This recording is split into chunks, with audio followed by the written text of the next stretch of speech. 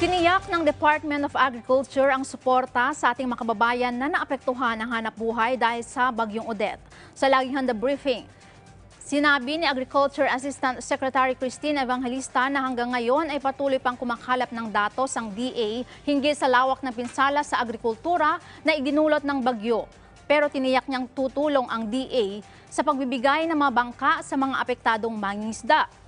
Inaalam na rin ng Aid and Humanitarian Operations of the National Government o AHON ang iba pang tulong na maaaring ibigay sa iba't ibang apektadong lugar. Nakahanda ring tumulong ang gobyerno sa mga residente, hindi lamang sa rehabilitasyon, kundi maging sa pagpapadala ng mga pagkain. Sa ngayon, tinitingnan ng DA kung dapat bang magpatupad ng price freeze para sa agricultural products sa mga lugar na tinamaan ng bagyo. That is something that we will definitely look into, no, because syempre tinamaan po sila ng kalamidad. More often than not, kasunod po niyan ay price freeze. But we will also look into the supply. We will look into the needs. Food security is very important.